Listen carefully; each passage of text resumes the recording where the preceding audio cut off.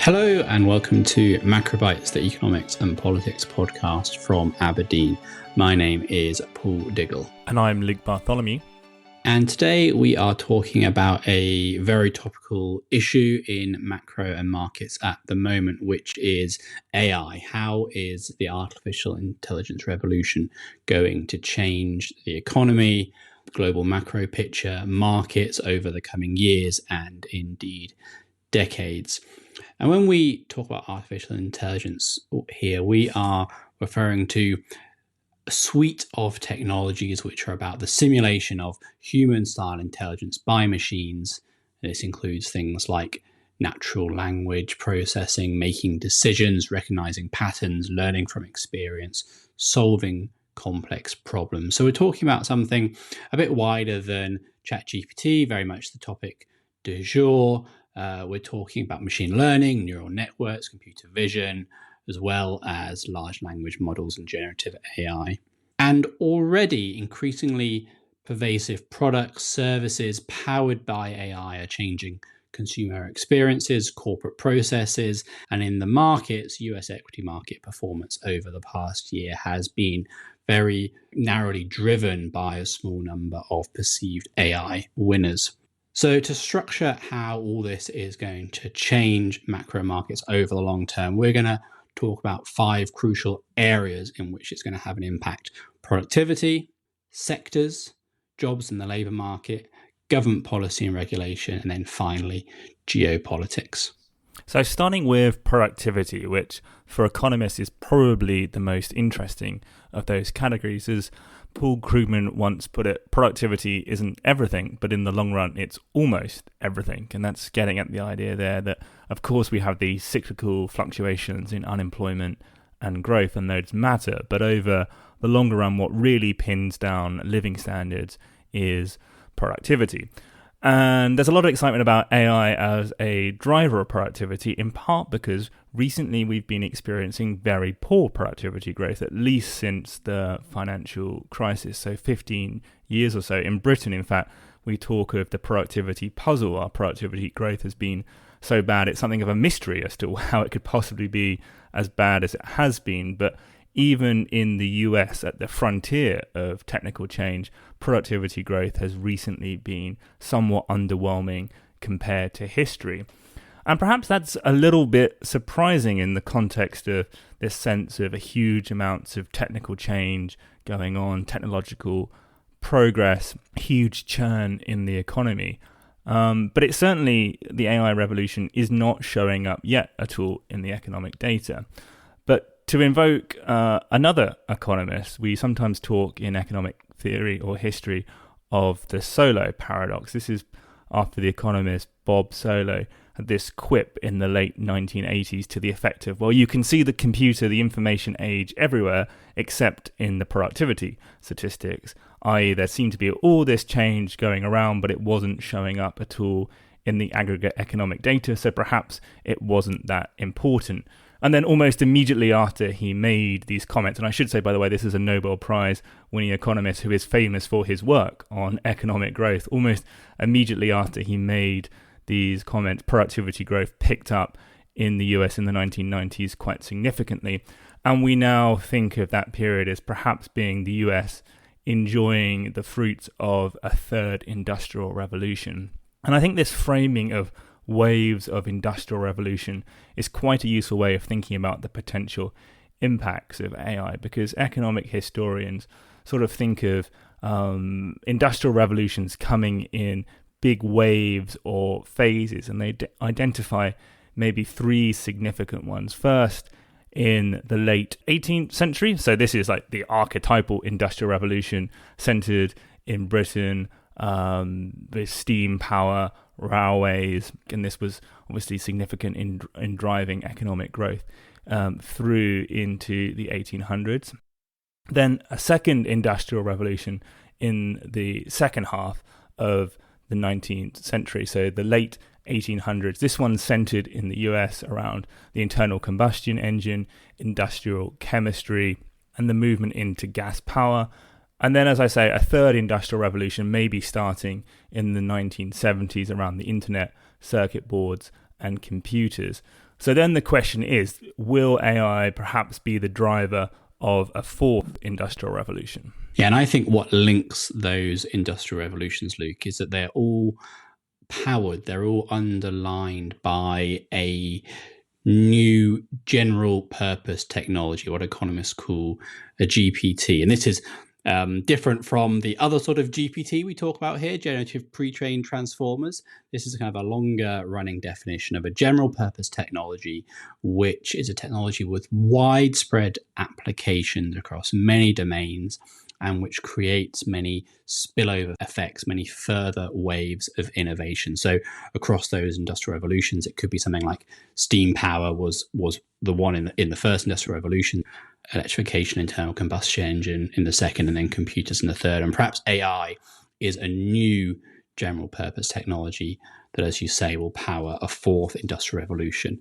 And I think there are arguments for AI is just such a technology. It has lots of potential applications. Many of those are speculative at this stage, but with a little bit of imagination, we can see use cases across medicine, across law, across indeed the finance industry, in military domains, across a very broad range of sectors.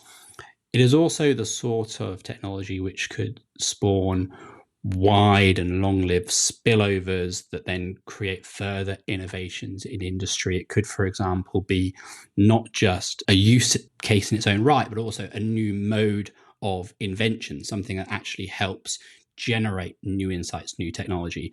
I mean, think here as a comparison that the technology of the lens, its primary use wasn't for improving glasses, it was in generating a new mode of discovery through the invention of microscopes and telescopes. So that's also a crucial kind of feature of a general purpose technology, and one which AI seems to share. I mean, on the other hand, it's possible that AI isn't a GPT on the scale of steam and electrification and computing. Perhaps many of its use cases are speculative at this stage, too speculative. Perhaps a lot of the hype currently around large language models is leading us down something of a blind alley. Perhaps chatbots are the kind of magic trick of today, but actually they suffer from problems like hallucinations, or they can't actually have application across a very wide range of domains. They don't, for example, have the ability to do calculations. They only draw on a pre-existing set of output. But assuming it is a GPT in that general purpose technology sense, I mean, the kind of range of impacts that it could have on productivity are pretty wide. There are estimates ranging from, basically 0%, even if it were to be a general purpose technology. Perhaps the impacts are pretty small, or they're spread over such a long period of time that the impact on annual growth is extremely small, up to a 3% increase every year on the rate of growth. And it is worth stressing, if you were to see 3% added to the rate of growth every year over several decades, the kind of compounded change that would bring about is absolutely transformative. It's almost impossible to imagine kind of the degree of change that would bring about. So it really is quite a wide range of impacts, with the possibility of being quite radical in what it brings. Yeah, so I want Luke then to move us on to our kind of second big topic area, which is what might be the sectoral economic impact of AI. And I think it's useful to split this down into first the short term and then the long term. In the short term, a useful kind of typology is that winners from AI fall into three categories. Enablers, and these could be companies like chip manufacturers or the designer of AI systems themselves. Then scalers, people who are able to apply AI at scale, and many of the well-known tech platforms are scalers. And then finally, early adopters, companies that are already at the leading edge of applying AI in their own business processes. So a lot of software companies would be in that category. And indeed, the kind of narrow group of winners in the S&P at the moment, the US stock market index, largely fall into these three categories. But over the longer term, I think we can think about sectoral winners as likely to be those parts of the economy where there are large numbers of highly trained knowledge workers doing technical but essentially repetitive tasks that draw on a corpus of knowledge. And those could be finance, perhaps concerningly for ourselves, Luke, as one of them, education, healthcare, the law. I think those are the sectors in which certainly at least capital in those sectors, perhaps not necessarily labor, could be significant long-term beneficiaries from the AI revolution. So this distinction between the impact on capital and the impact of labour perhaps brings us on to the third section of its impact on labour markets. And typically a lot of the commentary around AI and its impact on labour markets has been around job destruction, the way in which AI is going to coin a phrase, eat all the jobs. But I think that's probably quite a narrow framing just to look at job destruction. Typically, when we think about the impact of technical change, we see both job destruction, of course, but also job enhancement and job creation. And it's important to think about all three aspects when weighing the aggregate impact on the labour market. So as I say, it is almost certainly the case that some jobs will be destroyed. To some extent, that's just where some of the productivity boosting impact comes from. You can do things more efficiently. You need less workers to do them. And that is the story of technical change since the first industrial revolution. But significantly, there has been very little evidence of long-run unemployment over that period. Certainly, we have swings in unemployment, but that's much more of a cyclical factor around the business cycle rather than reflecting technological change. And it strikes me, Luke, that worry about the job destruction effects of AI potentially falls into what economists call the lump of labor fallacy. So this is the fallacy, the idea that there are only a set number of jobs in the economy. It's often cited in the context of migration flows and worries about job losses from economic migration into an economy, taking jobs away. And generally, that is a fallacy of economic understanding, in the sense that there aren't actually a fixed number of jobs in the economy. The number of jobs in the economy can expand or contract depending on aggregate demand, and potentially worrying too much about AI's job destruction effect falls foul of that same fallacy. Indeed, yeah, as you say, part of the reason that we think of this as being a fallacy is that it ignores both the enhancement and the creation effect. So the enhancement effect there would be the way in which AI can aid workers in some of their tasks. I mean, there are sort of basic examples of perhaps summarizing or writing certain bits of text, helping with research, which frees up human workers to concentrate on the really value-add, high productivity activities. So perhaps that's, lawyers looking up case precedents, or dare I say, economists doing data analysis, or whatever it might be. It just makes us better at doing our jobs.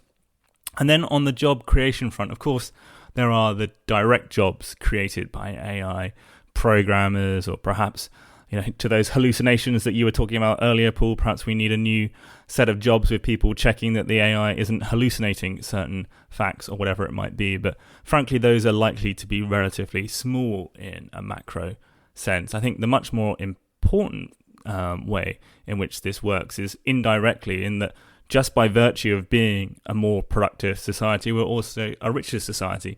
And so we can just do more things. There are more barristers or baristas or whatever else it might be that the economy needs. We're able to sustain more employment, more different kinds of demand, produce a different range of goods that comes with this wealthier, more productive society.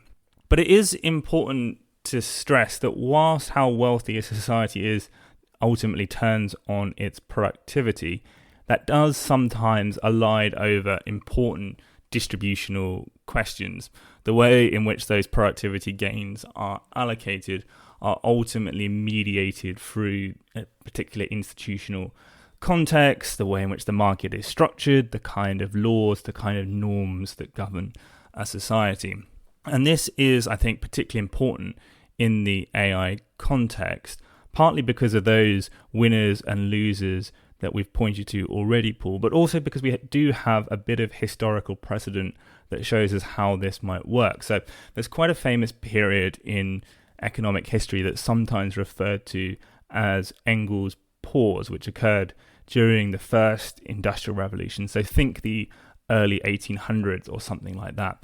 And during this period, we're seeing extremely rapid productivity growth as a consequence of that first industrial revolution, but living standards were stagnating through that period. So the gains of productivity were not flowing down.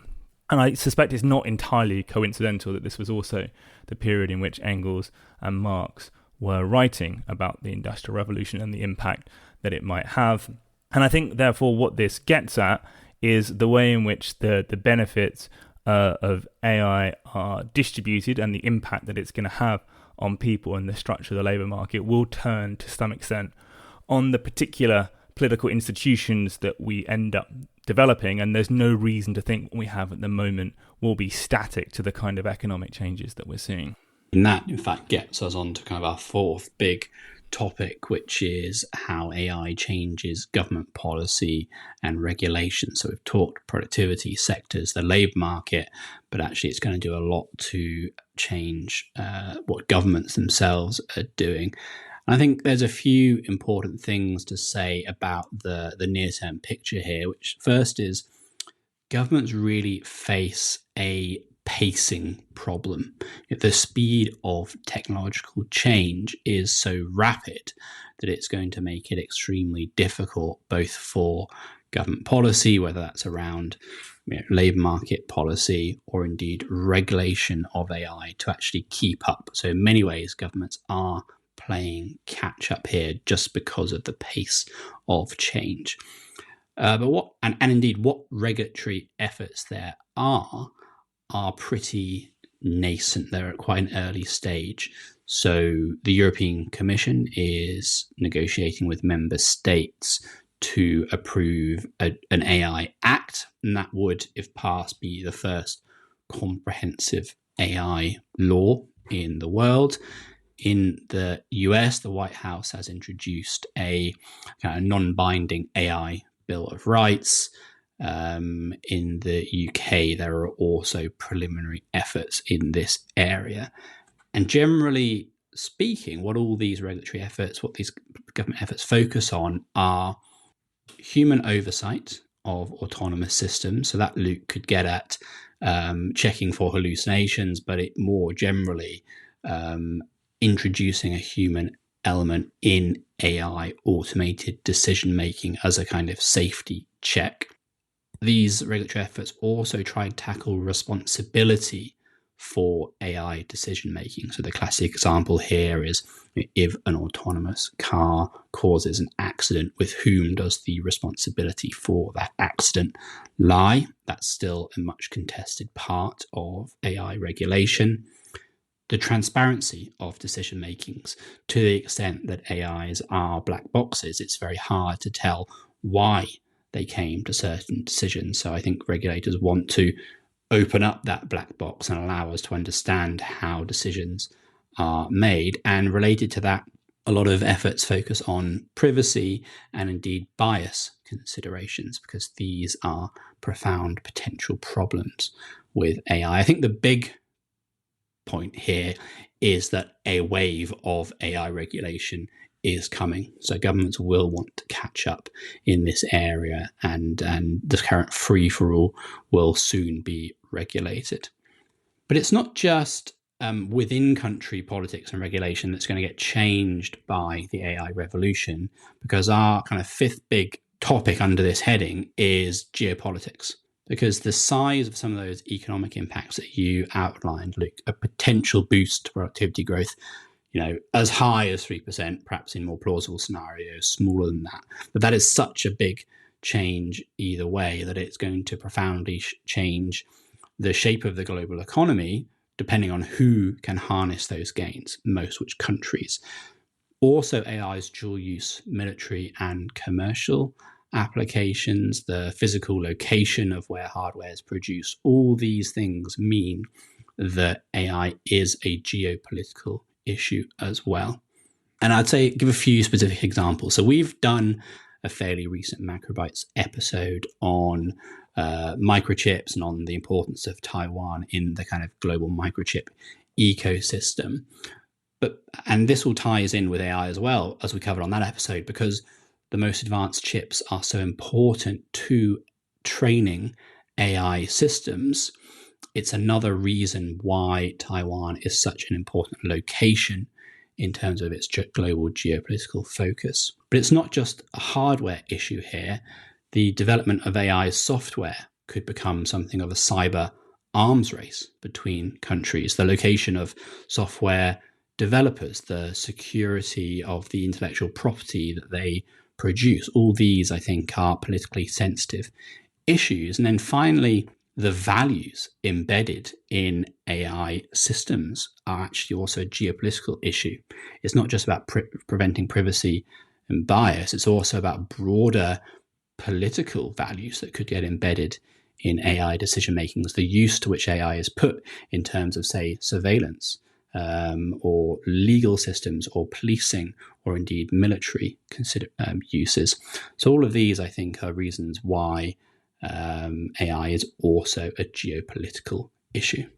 And then finally, looking a little bit past those kind of regulatory issues that you were discussing, Paul, as part of domestic politics, I think we can be thinking even bigger picture over the long term in terms of the kind of social changes that AI might bring about. Now, of course, Engel's pause came to an end. Productivity growth and real wage growth tended to equalize over time, and the gains from industrialization were broadly spread. But that only happened to an extent because it was an unsustainable situation, the gap that had opened up between productivity growth and living standards. Something political kind of needed to be done, and there's a sense in which the political order, the institutional order, is endogenous to what's happening in the economy. So specifically, you got the rise of trade unions, you got an increase in the franchise, ultimately you got the rise of the welfare state that came from all of this, that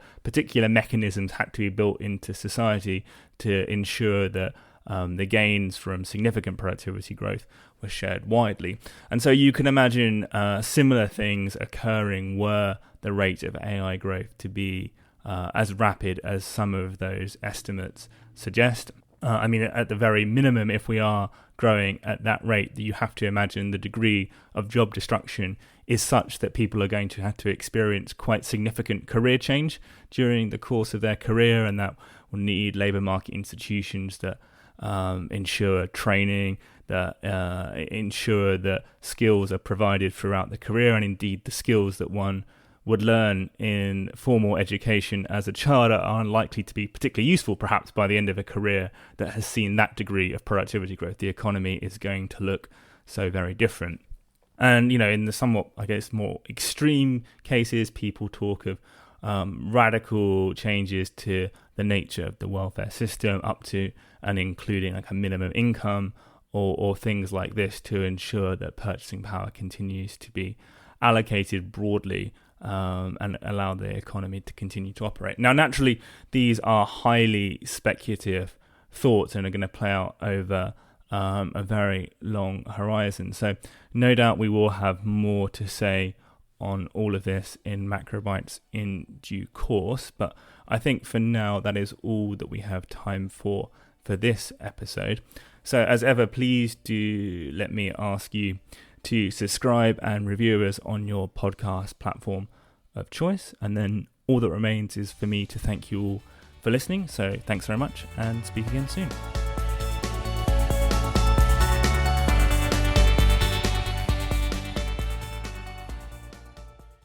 This podcast is provided for general information only and assumes a certain level of knowledge of financial markets.